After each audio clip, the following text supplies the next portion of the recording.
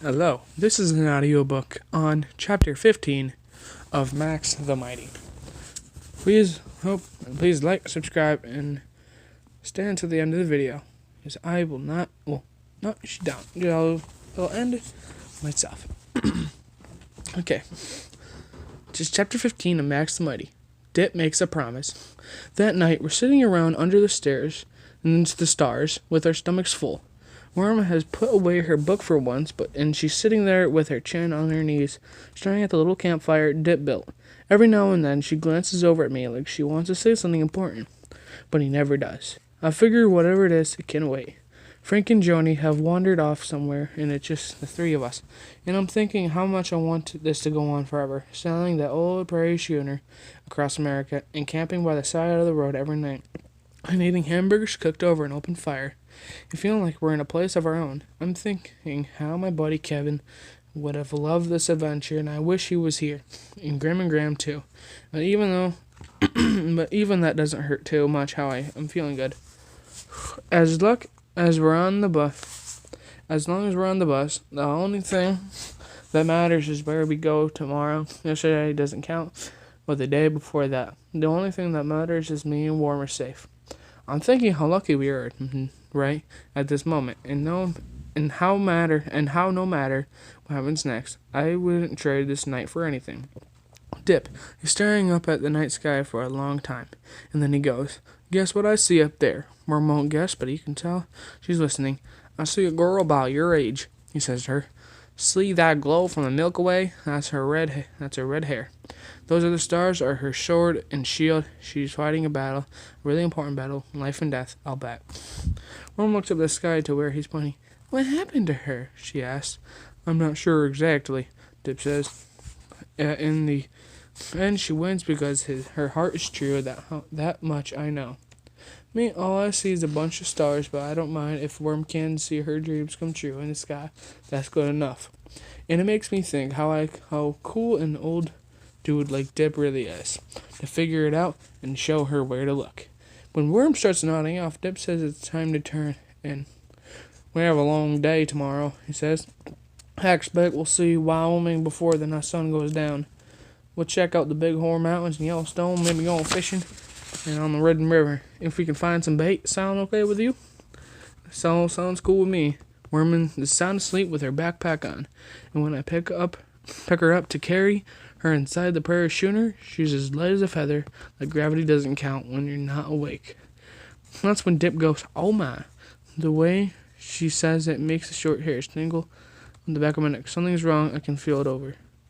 "Somebody'll let you the air out of the tires, Dip says. "No, now why would they do that?" He crouched down in the dark, staring at how the prairie schooner is sitting low on her rims. I've got Worm asleep in my arms, and I don't know what to do. Flat tires are no big deal to fix, but like Dip says, why would somebody do that? I get this terrible empty feeling, like they just let the air out of me too. Dip gets up and says, "Wait here," and he goes into the bus and turns on the lights. I could see him in there checking things out, and then he picks up Frank's newspapers. You can tell something's got his attention. His brick-friendly face kind of shuts up, and I don't know what he's thinking. But whatever he's reading in the paper has made him feel different. Then he looks through the bus window out to where I'm standing in the dark, and I suddenly know what's in the newspaper. Dick comes out real slow, and his feet are on the ground, and looks at me and how I'm suddenly asleep in my arms and goes, You got $10,000 on your head, Max. That's the reward for information leading to your apprehension and for the recovery of the girl." Then he stops and gives out a big sigh. When he speaks again, his voice sounds small and old. I know you were in trouble. I didn't know it was trouble that big or bad.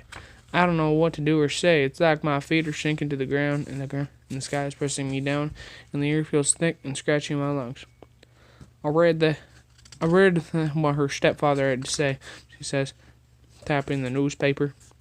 "You better tell me what really happened." I can't, I say, whispering.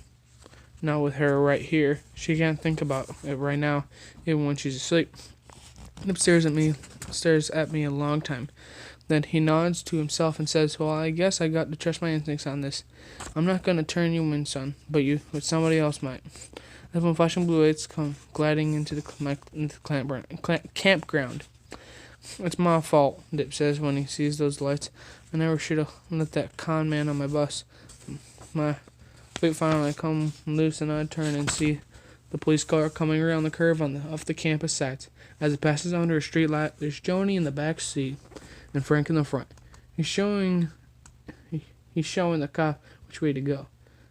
I don't know what you're going to do, Dip is saying, but you better do it fast. Then he shoves some money in my shirt pocket, pats him on the head, and goes, "Trust yourself, Max. I'll see you again someday. That's a promise."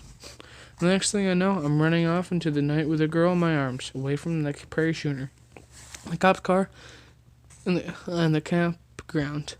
I don't know where I'm running or why exactly. All I know is this: Worm is still asleep and she's not ready to wake up yet.